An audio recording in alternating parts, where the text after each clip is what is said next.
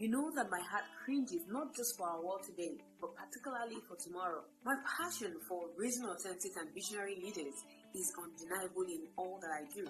I remember 2 years ago when I first spoke about the concept of my book, The Leadership Guardian, with one of my mentors. She asked, "What do you want people to feel after reading the book?" My answer was very clear. I want the readers to be sober, become more aware of their awesomeness, and be ignited for 360 degrees transformation in every area of their life. The reviews from the independent readers of the Leadership Guardian has been overwhelming. The Leadership Guardian is truly a transformational movement for those who are tired of mediocrity and are ready to lead a 360-degree transformation in their lives. While I cannot wait for this book to grace your shelf, I most importantly cannot wait for the Leadership Guardian to grace your heart. Let your company today.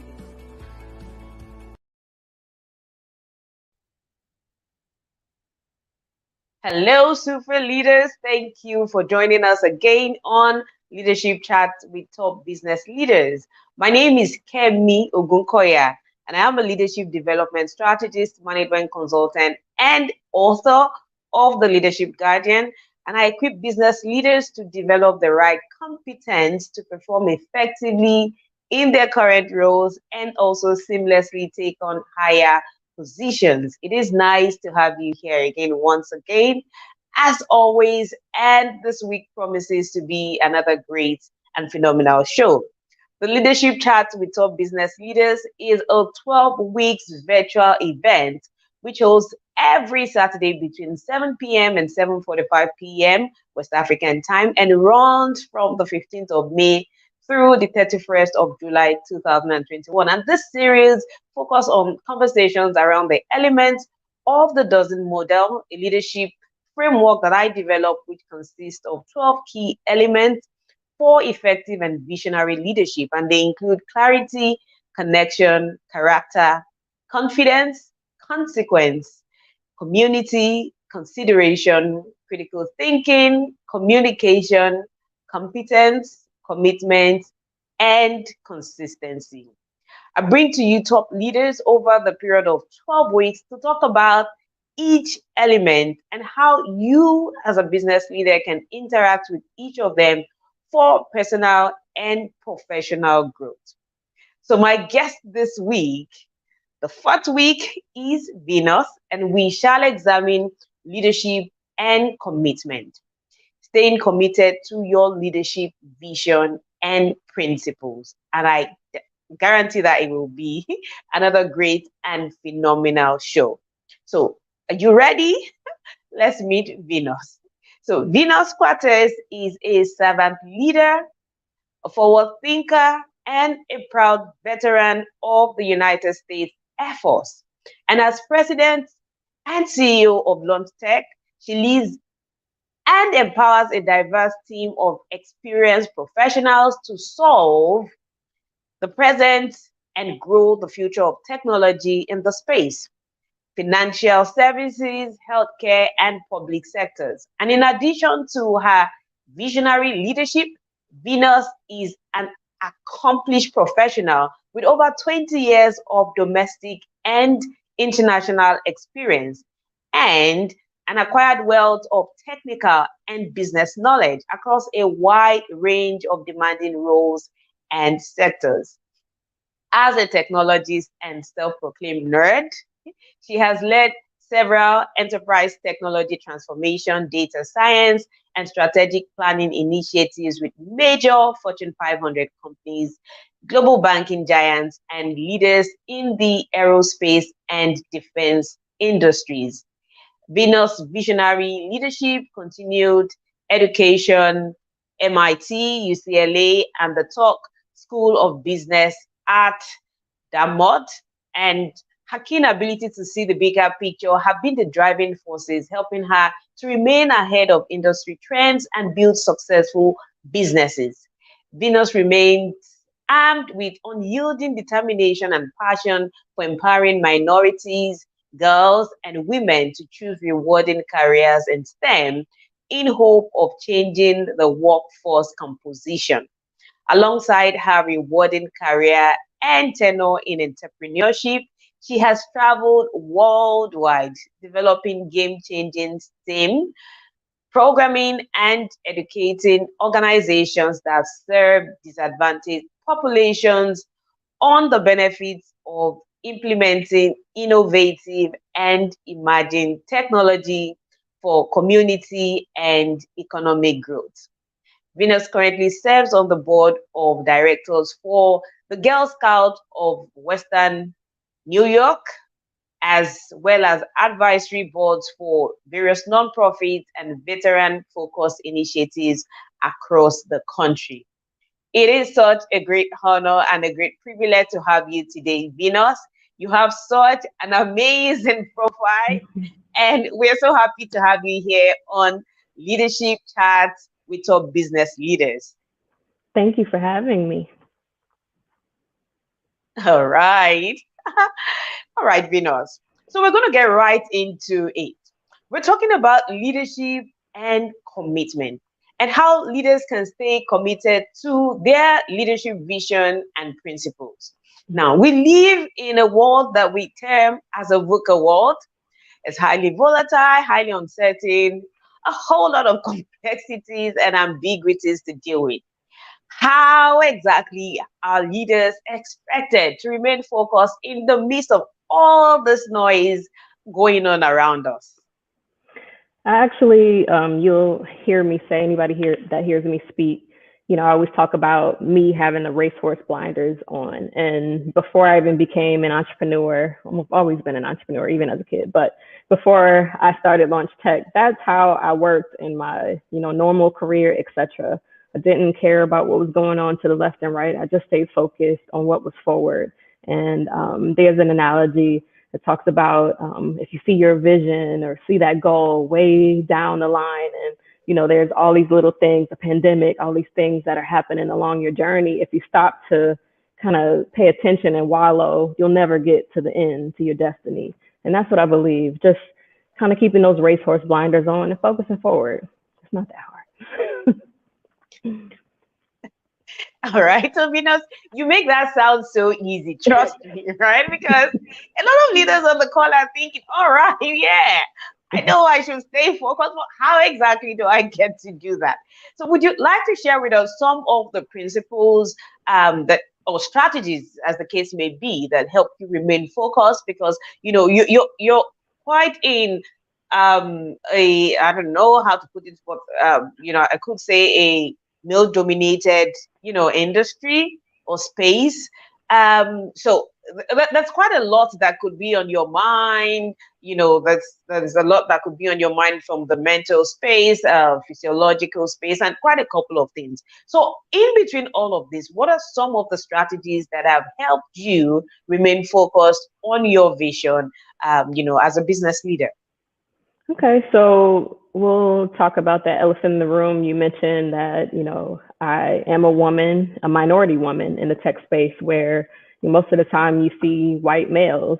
And, I have been in the career for maybe about 18 years before I realized, because again, those racehorse blinders were on. I just knew I wanted to get to a certain point in my career.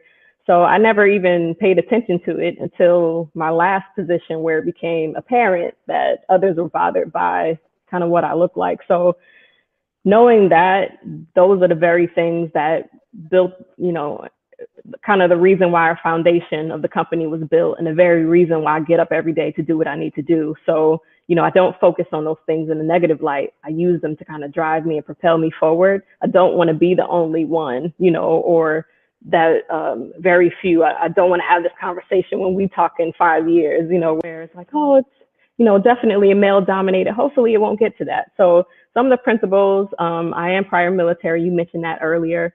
And I definitely think I learned a lot about leading, but also about following when I was in the military. And both are important as a leader. And I definitely think we need to give direction, give guidance, give priorities, but you should rely on your people to actually do what you hired them to do. So, at my stage where I am in my company, I have to hire the subject matter experts that are going to help me kind of push my vision forward and the company forward. Well, that's really interesting. So, Yeah, I love how the conversation is evolving. Because so you talk about the fact that you have to bring people on board who can help you push the vision of the company forward. But then we know that it's also almost impossible for you to want to push the vision of the company forward and get people on that journey with you when you're not committed as much as a leader, right? Mhm. And quite a couple of times I have conversations with business leaders and professionals who also have to look up to other leaders who feel that sometimes they do not get that level of commitment that is expected from them, from their line managers, for example, Mhm. or other leaders down the line of hierarchy. Now, why is it important that leaders get to that point where they are able to move beyond personal commitment to ensure that they're able to also get commitment from their team? Well, I think early on, sometimes the reason why you might be experiencing those challenges as a leader or employer is because the vision is not clearly communicated. And, you need to know first when building those blocks. Again, that foundation needs to be solid before you bring anybody on. I knew what my mission was. I knew what the vision was for the company very early on. I set principles and things like that.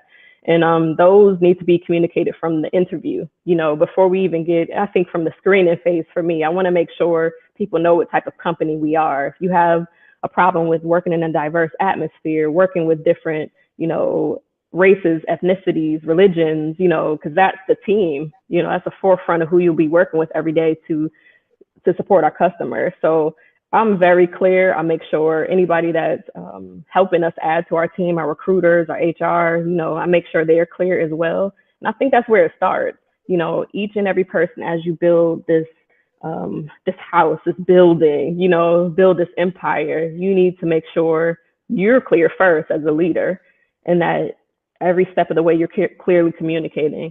I got a piece of advice from an entrepreneur, and he said, hire slow, fire quickly.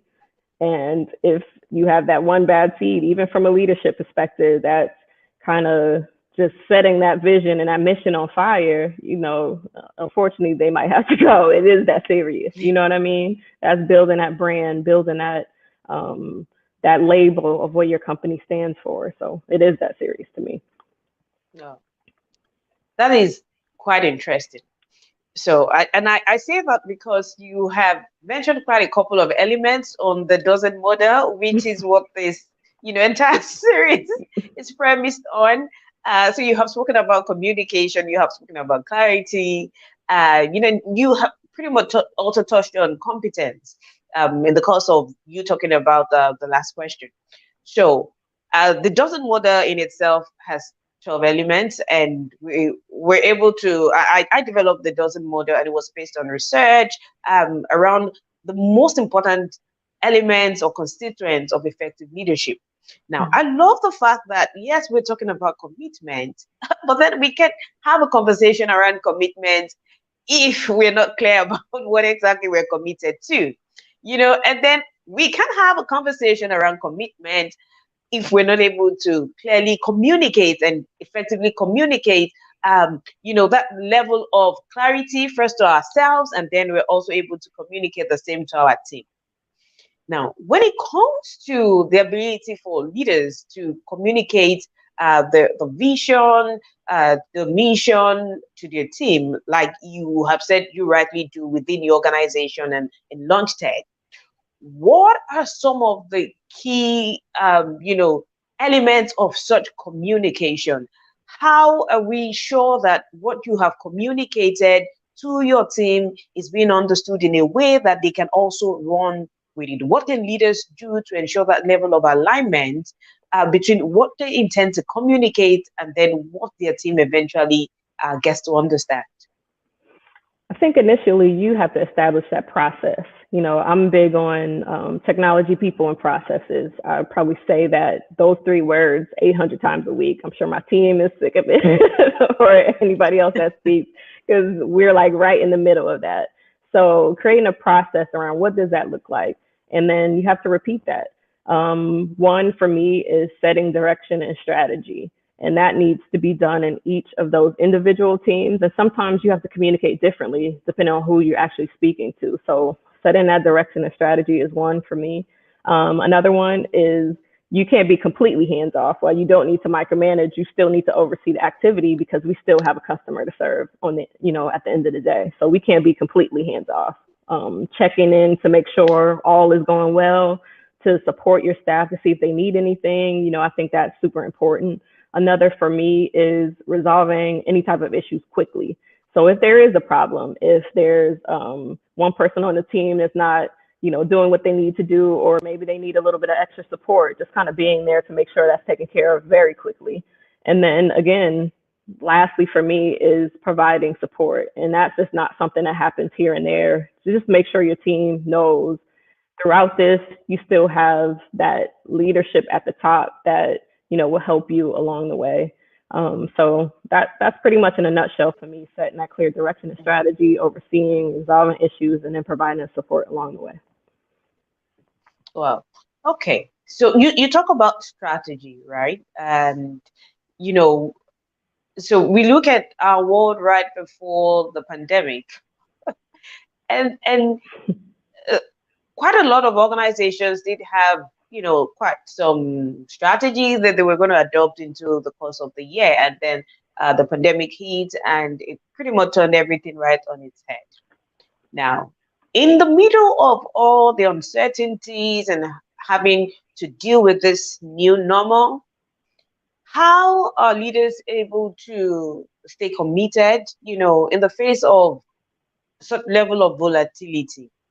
And I would like you to, really draw this from your personal experience of how you have been able to manage the brand, and still keep going in such a powerful way, and staying committed to your roots, to your vision, despite the great level of volatility and uncertainty that, businesses all over the world are experiencing. We had to reset in a lot of ways. And so, what I did specifically was I didn't want to listen to all the negative things that were happening in the news. There were so many things on the news talking about, oh, Black women in business, or oh, this, they're probably having it the worst and all of that. And I think if you listen to that, it could affect your psyche and everything. You have to take care of your mental first as a leader. I do believe that. And some of us don't really pay attention to that. I watch what I inhale. It's all about, and not saying we're always perfect at it. There's conversations that we can't prevent from happening and things like that. But for me, it's always about foundation and making sure I'm all set, because I have to, people are looking to you and watching you and how you're going to react. If you're like, oh my God, the world is up in flames, I'm not sure what's going to happen to the company, everybody else is going to go crazy up under you. So you have to make sure, okay, let's think about this. I got my team in a room and we had, a strategy session. Again, that strategy is there. What are larger companies, like companies who are where we're trying to go? What are they doing? We know they have more resources than we do. They have larger teams, and they're literally probably having healthcare advisors and everything else in a room trying to figure this out. So we actually look to them for guidance also. And then we look to our customers to see what kind of the challenges they were having. At the end of the day, that's how we grow, by serving our customers. Is how we make money, so we need to make sure at any phase, we're still keeping and making sure it aligns with our mission, but our mission might have to shift depending on where the market is going, where, each individual industry is going: financial industry, the healthcare industry, the space sector, and then the public sector, which includes the federal and state government. What's happening now, and how can we best serve them? As a technology company, I'll say, if you were in the tech field and you didn't do a good job last year, or it went up in flames, you might need to think of something else, because that is probably one of the industries that succeeded the most. We had to support our customers as they went from being in the office around everybody all day to a whole digital and virtual environment. Some weren't ready. You know what I mean? Infrastructure wasn't ready. All these things that we do well, that's what we do. We didn't have to pivot that much, but it definitely was a time where we had to, get down. I tell some of my team members, it might be a bunny in your hair weekend where we look crazy on video, but we have to figure this out so we can be prepared to lead our customers to where they need to go. That's quite interesting. And, I think one of the things you said at the beginning, which really struck me, was when you spoke about the place of negativity, right? Mm-hmm. And how you just had to guide your mental space around quite a number of things that were in the news, and then, quite a number of scary information out there that just made it seem like the world was coming to an end. So I'd like us to touch on that briefly, because when we talk about commitment, the level of commitment that is required to drive businesses, to drive organizations forward, it's important that everything seems great from that place of the mental space, which means that there's a level of positivity, there's a level of optimism that is required for a business leader to move the organization forward, that is required for a business leader to remain committed, right? Because if all you have in your mental space is filled with so much negativity, it just affects how you feel, and then it's manifested in your behavior and some of the moves you also make for the company. Now, as a business leader, what are some of the ways or strategies that some of the business leaders who are listening today can adopt to ensure that they are able to remain in that place of positivity? So you shared one already when you said you became really mindful about the things you listen to. That could have been probably turning off the news and you're like, what, I'm not dealing with this today, and all of that. But what are some of the other strategies that business leaders could adopt that could help them remain committed in the midst of the chaos? Again, I always roll back to that racehorse blinders thing and looking forward. When things are going up in flames, you can't be the one panicking. That is what a leader is about. Your team is going to look to you. They're going to look to you for empowerment and inspiration and things like that. And I think when we talk about entrepreneurship, it's not a linear journey. So I could provide examples that may work in my environment, but entrepreneurship is going to look completely different for everybody else. It's going to be a lot of twists and turns for others. It may be smooth sailing and easy for everyone else. So I think you have to find that thing where, and what do you do? Is it a massage, those little things? Is it, talking to your network of other leaders or CEOs or friends or what have you? What gets you into that mode and keeps you grounded so you can be the best you can be as an effective and an authentic leader? So one thing for me, I had to support my people.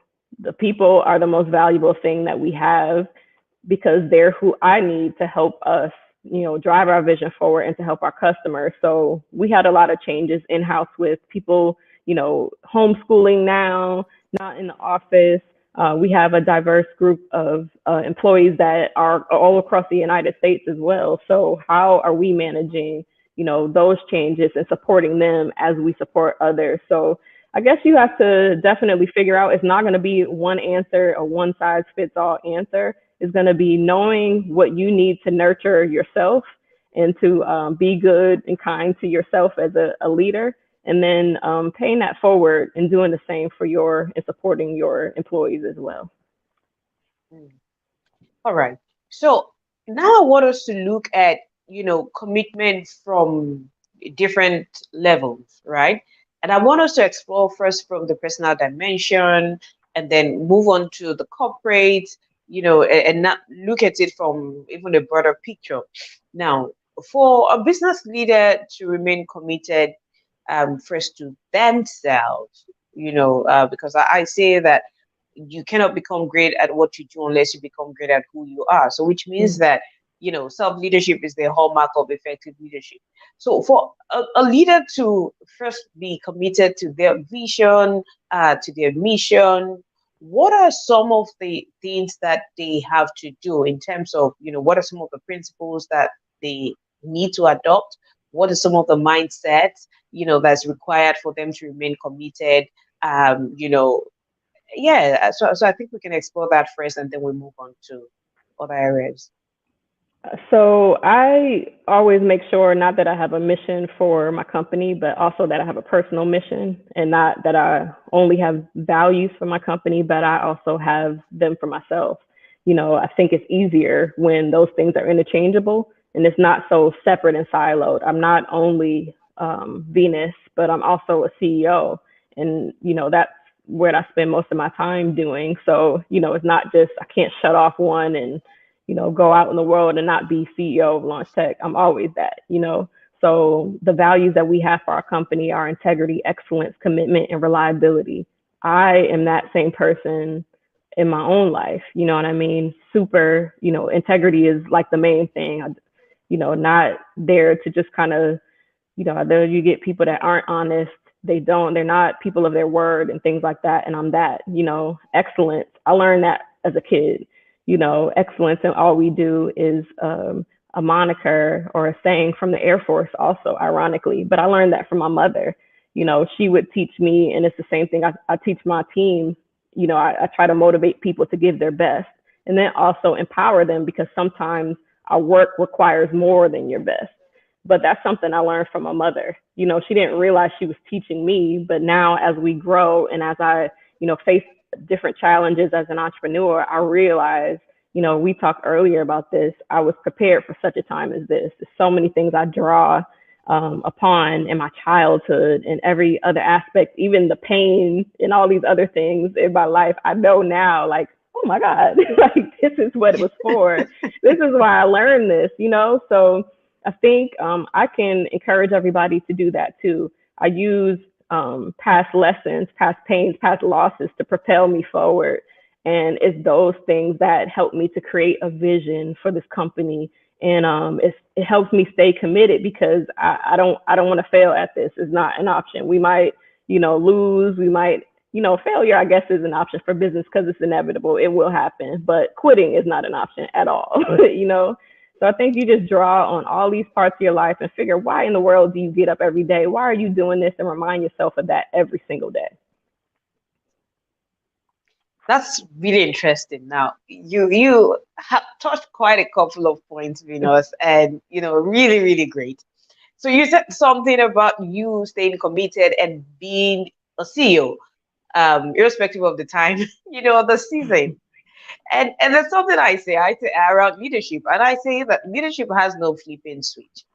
So you're not going to keep going on and off and on, and at times you feel like leading and then you don't feel like leading at some point, or you're leading in the morning and then when it's midday you're like, what, I had enough leading already, then I'm not doing this anymore. You spoke about the fact that when you make that commitment to being a leader, then it's a lifelong commitment, right? And then those areas or those components of your life are not they're almost inseparable. Okay, which means that you're constantly wearing the toga of leadership. The duties, the responsibilities always lie on your shoulder, and you're always exhibiting that. You also spoke about the place of values, and I think that's important when we're having this conversation around commitment, because it all boils down to the values that we have, as individuals, what guides us, and pretty much that's what our values do to us. They keep us in line, they check us, and help us achieve that level of alignment that we look out for. You also spoke about the place of nature and nurture. And I think that is absolutely important, because a lot of times people are looking at it from, okay, so how do I arrive at where I'm going? But then they fail to look at certain cues, certain experiences. You spoke about pain, you spoke about pleasure, and how all of this come together to helping us becoming who we are, and helping us define who we want to be. And I think that is very, very important. Those are key points. And for all the leaders who are on this call today, I absolutely think that you want to take great notes around these conversations that will spur you towards becoming more committed as a leader. So you cannot talk about core commitments when you are not exploring your values, right? When you're not able to put pieces of the puzzle together to see, okay, so where am I coming from? Where do I want to be? And who do I need to become to access and achieve this? Thank you so much for that, Venus. So we have looked at it from the personal dimension. Now I want us to look at it from the corporate dimension. And then one really interesting thing you said also was about the fact that you cannot just have values and set mission for your organization. It has to start with you, and you need to ensure that there's that level of alignment between your personal values and mission and that of your organization. Now, when it comes to organizational values and the ability for leaders to remain committed, who does a leader need to be able to show up this front of commitment that becomes something that their team members are able to embrace, and beyond just embracing, they're able to adopt and live as a lifestyle? Two main things, honesty and authenticity. I think if it's real, if that mission is real and not something you just Googled and got off the internet and peeled from somebody else's website, then, it's going to be real every day when you get up. I think if it's something that is not authentic to you, or, you're just building this piecemeal company together, it's going to show, and your employees aren't going to follow suit. So that thing needs to be something you can recite, like it's your social security number, or your birthday or what have you. It needs to be ingrained in your DNA as a leader. And then again, your employees need to know why they're showing up every day. I have a rule. I don't hire people that are just looking for jobs. They might be in between jobs. They might be whatever. No, I don't. That's not who I'm looking for. I'm looking for people who are looking for a place where they can get up in the morning and understand who they're serving. They need to find themselves in this job. I always ask to come in the door, think of 5 goals, professionally and personally, that we can help you achieve along your journey. And it needs to be surrounded around, obviously, what you're being hired to do. If not, maybe there's a position, if I talk to them and I hear their passion is around a certain area that's not what they're applying for, if we have a position open, I put them there. If not, I know they're probably not going to be a good fit there. But one thing too, I make sure I communicate our mission, our vision, and our goals. And I want to see the reaction. I want to make sure if I bring them into the fold, it's something that they're committed to themselves. I always ask people also their personal vision or their mission or their values. I want to know, I want to make sure. You have to deal with your employees individually.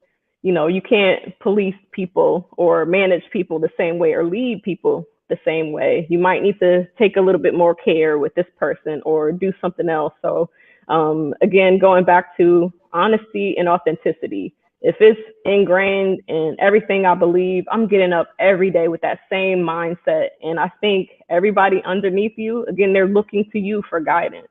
They're looking to you to figure out how they should react. So when it's believable, it's not that difficult for them to follow suit also.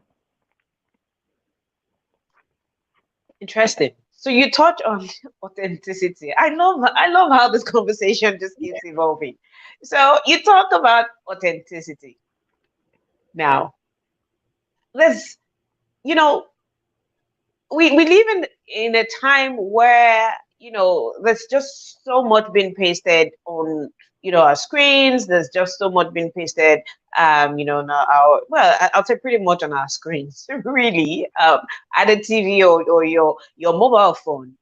And, there's this desire sometimes for some people to want to be accepted, and then for that reason, they want to show up like someone else, right? And in the course of that, they lose their own brand identity, and there seems to be a major clash. And we know how much this can derail such an individual, such a leader, from the ability to commit effectively to their own vision, to their own mission. Now, how can leaders, remain authentic to the core of who they are, irrespective of the pressure that just seems to be around them? So I think for me, I've experienced a lot of people underestimating me because of how I look. Apparently, I look younger than I am, and all these other things. So I go into the room with challenges before I even open my mouth. What are perceivable challenges, I guess, not for me personally. So you have that one thing, but what I know to be true, and another thing that I've kind of grown up knowing is that it doesn't matter how big, how important, everybody else may be. I think I'm entitled. I'm going to get everything that I'm entitled to, everything I worked hard for. I just don't think anybody can block my blessings in that. If a door closes, maybe it wasn't for me and I move on.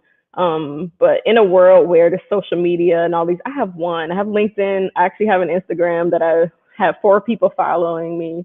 I'll tell a story. I put myself in a random contest. I'm pretty shy in my own life as a leader and CEO of Launch Tech. I can't be, so it's kind of tugging me in 2 different ways. But I purposely added myself, not thinking that I would ever be chosen for this contest, but I was. And then I saw the message after the fact in round 2 that if you create a video and you're chosen for the next round, that they would put you on Instagram. Like, okay, that's not going to happen because I'm sure I'm competing against these people all over the world. They're not going to choose me. I'll go ahead and, do videos and interviews all the time. So that's not a bother for me. And I did that. I'm like, okay, it's not going to happen. I have like 4 friends on Instagram anyway. So whatever. Then they chose me for the second round.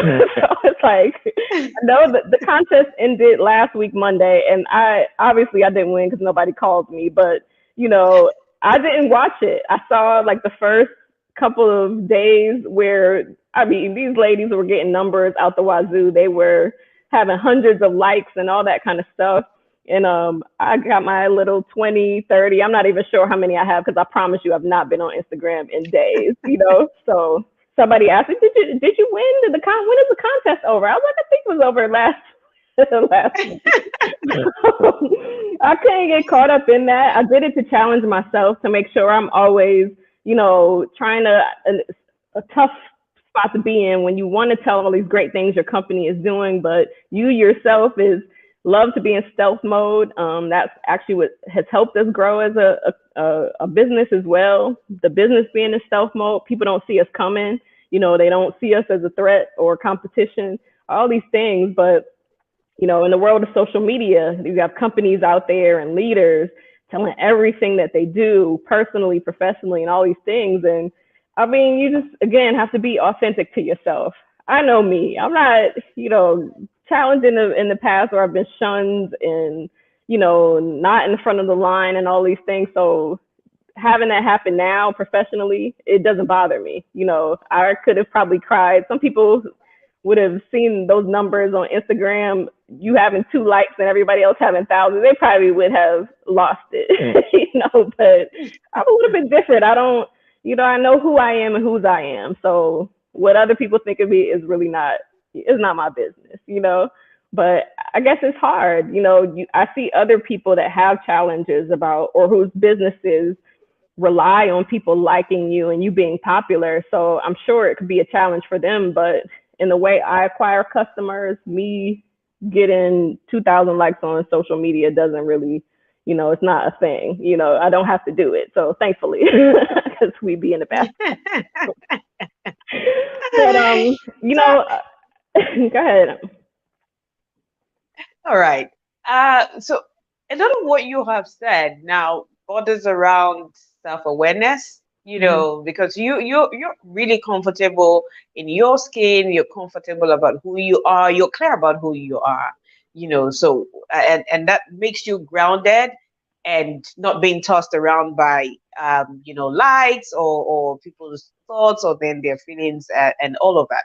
So I just wanted to draw that out, so people get to that place of comfort and then get to that place, of acceptance. Now, would you say that journey to being comfortable with yourself, in yourself, was a journey, or was something that just came to you naturally, or was it something that you had to develop over a period of time? And then what was the transition for you? I think to an extent I was comfortable, but I'm still human. I still get knocked down and still may go in the corner as a 40-something-year-old adult and still have a tear here and there. Some things as an entrepreneur that just frustrate you to no return, But it's a continuous journey, at every point in entrepreneurship, at every point in growing as an adult, you're going to find these different challenges and you're not sure how you're going to react because you've never been in that place before. But go back to the fundamentals, that foundation I spoke about, does this affect who I am or who I desire to be as a CEO or as Venus the person? Like, does that affect that?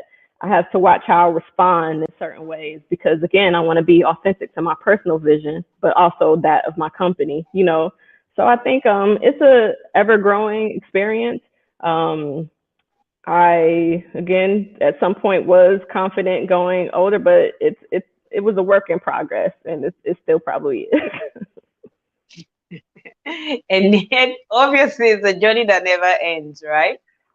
Hey, honesty and authenticity. Amazing, amazing. It's been great conversation with you, Venus, and I'm absolutely enjoying this. But then, for time constraints, we would have to wrap up now. Thank you so much, Venus. You have shared really amazing tips, strategies, and rich experiences with us. And I know that all those who get to listen to this would definitely have a whole lot to take home, a whole lot to reconsider, of this journey of becoming better leaders and, effective leaders, visionary leaders, and taking their businesses on to the next level. Thank you so much, Venus.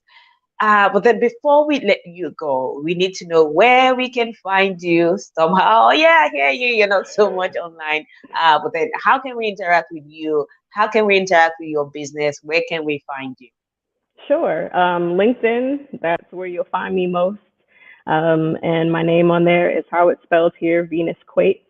And also my business, Launch Tech, welaunchtech.com.